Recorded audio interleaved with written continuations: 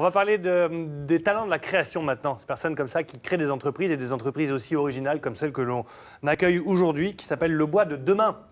Des deux mains et de demain aussi, bien évidemment. Benoît Renard est avec nous pour en parler. Bonjour. Oui, bonjour. Merci d'être là parce que vous êtes lancé il y a maintenant 1 an dans cette entreprise de récupération de déchets que vous revalorisez finalement, que vous valorisez aussi et que vous commercialisez par la suite. Oui, tout à fait. J'ai créé il y a 1 an une association qui s'appelle Le Bois de Demain, comme vous l'avez dit, bien vu les deux mains, droite et gauche. Et on commercialise nos produits sous le nom de sève. La sève de l'arbre, parce qu'en fait, on est vraiment implanté sur notre territoire. Et puis, on fait grandir les gens, parce que vous n'avez pas précisé qu'on est aussi entreprise d'insertion.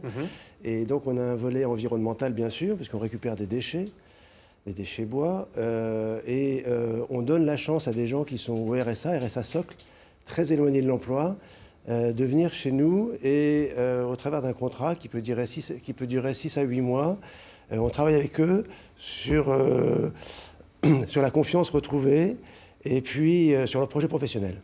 Alors concrètement, comment ça fonctionne Là, on va prendre l'exemple de c'est un peu trop vu, une petite boîte à outils ou ça peut être un peu ce que vous voulez. Voilà, on peut y mettre des outils, des bouteilles de bière, des carottes. Quel est le parcours de cette boîte entre au début et maintenant sa réalisation, sa finalisation? Donc ça fait partie des déchets que nous avons collectés parce qu'il y a plusieurs sortes de bois. En fait, quand les meubles arrivent chez nous, soit ils sont en état auquel cas on les remet en vente, soit ils demandent à être relookés parce qu'ils sont vieux, soit on les démonte. C'est le cas de cette boîte. C'était déjà une boîte. Voilà. Donc cette boîte, c'était des morceaux de palette, des morceaux d'armoire, des morceaux de voilà.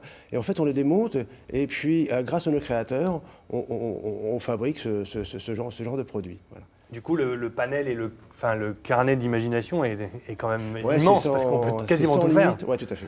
Le nœud papillon que vous portez là est quand même une création assez unique, on va dire. Ouais.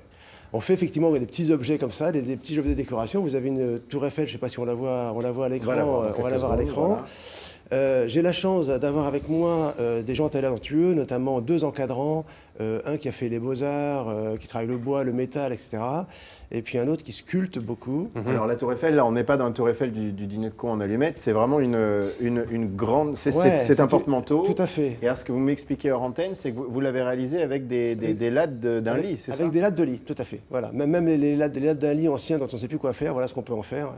Avec beaucoup de créativité. Ouais, tout à fait. Qu'est-ce qui vous a pris? Pourquoi vous êtes-vous lancé dans cette grosse aventure humaine donc aussi, où vous redonnez des chances à des gens qui l'ont peut-être perdu? En fait, moi j'ai parlé de 2 minutes, 30 secondes de moi. Je suis ingénieur de formation, j'ai été agriculteur pendant une dizaine d'années et ensuite j'ai travaillé dans la meunerie, dans l'industrie agroalimentaire, dans un gros groupe pendant 25 ans. Au bout de ces 25 ans, il y a eu un changement d'actionnaire et on m'a demandé d'aller cultiver mes talents ailleurs. D'une manière suffisamment violente pour que je me pose un certain nombre de questions. Et je me suis dit, qu'est-ce que je peux faire? Soit je retrouve effectivement le rythme que j'avais avant, soit j'essaie d'être utile. Il se trouve que j'habite Soissons. À Soissons, il y a plus de 3000 personnes au RSA. Et j'ai découvert, grâce à la BGE, et puis grâce à une entreprise qui s'appelle Le Relais, qui recycle du linge d'une manière assez industrielle, qu'on pouvait faire de l'insertion sans avoir... pas de risque, quoi. Voilà. L'insertion péchue, où on peut mêler... L'insertion positive. Ouais, où on peut mêler l'économie, l'aide à l'autre, et puis la chance, effectivement, c'est que nous, on fait du design, et on a une vraie capacité aussi à rendre les gens heureux. Et justement, quels sont les résultats que vous voyez de ce que vous avez comme ça lancé, le retour de cette personne que vous faites travailler? Quel est leur regard sur ce projet-là? Ils sont extrêmement contents parce qu'en fait, on a des gens qui arrivent chez nous, qui sont cassés, qui ont une vie compliquée, qui sont souvent renfermés sur eux.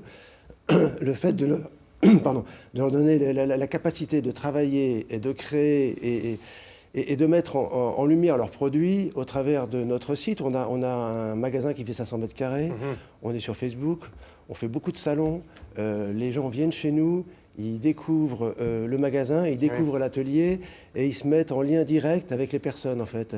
Et c'est ça qu'on essaie de créer, le lien entre les gens qui nous amènent des produits, des gens qui viennent nous commander et puis qui commandent directement à nos salariés. Là, le bois, c'est l'élément premier de vos créations. Pourquoi? Qu'est-ce que ce bois, qu'est-ce que cette matière a d'évocatrice Qu'est-ce qu'elle apporte?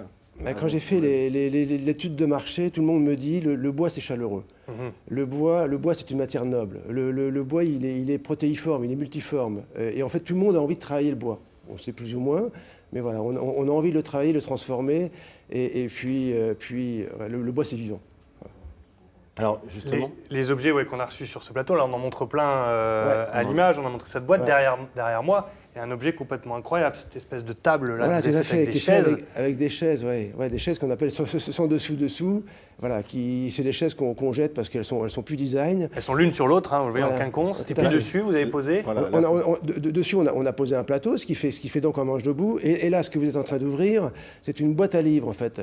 Et donc, parce qu'on est aussi ouvert à la culture et à l'art. Dans notre magasin, il y a des designers, il y a des artistes, et bientôt il y aura des bibliothèques, effectivement. De plus en plus, les gens ont envie d'échanger les choses. Ces boîtes à livres, là, par exemple, c'est des particuliers, ce sont des collectivités qui vous demandent ce genre de... soit des entreprises, c'est le cas de NJ, qui nous commandent des boîtes à livres pour mettre dans leurs locaux sociaux, pour effectivement que les gens trouvent un lieu de convivialité. Là, c'est le cas d'une association qui va être dans un village. La ville de Soissons va aussi me commander des boîtes à livres. Et il y a 15 jours, j'ai été appelé par quelqu'un d'Aix-en-Provence aussi qui voulait une boîte à livres. Très belle ville. Et est-ce que vous êtes un homme heureux aujourd'hui pour finir? Oui. Quand vous voyez les gens, comment ils arrivent chez nous et au bout de quelques temps, la façon dont ils sont fiers de ce qu'ils font, ils invitent leur famille à venir voir, c'est formidable. Oui, bien sûr. Merci beaucoup. Merci d'être venu sur ce plateau nous partager votre motivation, votre passion, votre sourire et aussi la chance comme ça que vous avez pu donner à toutes ces personnes. Vous aviez parlé tout à l'heure de BGE qui vous a suivi, qui vous a encadré, qui vous a couvert aussi au départ. BGE, n'hésitez pas à les appeler, ils sont toujours de très bons conseils. 03 22 72 04 03, 03 22 72 04 03. On ne se lance pas dans le monde de l'entreprise comme ça et c'est bien d'avoir les conseils et l'expérience de BGE. Merci beaucoup. Merci à vous. Quelques photos vite fait avant d'aller voir. Ah oui, le site. Voilà, plutôt qu'une photo, si vous avez été intéressé par cette chronique, si vous voulez en savoir un peu plus, allez sur internet seve-mobilier.fr, seve-mobilier.fr. Voilà, vous aurez toutes les informations concernant cette association, cette activité, cette entreprise d'insertion. Et puis, comme le disait notre invité, il y a une page Facebook. Donc, vous tapez Seve Mobilier sur Facebook et vous retrouverez toutes leurs créations, toutes les photos. Merci beaucoup.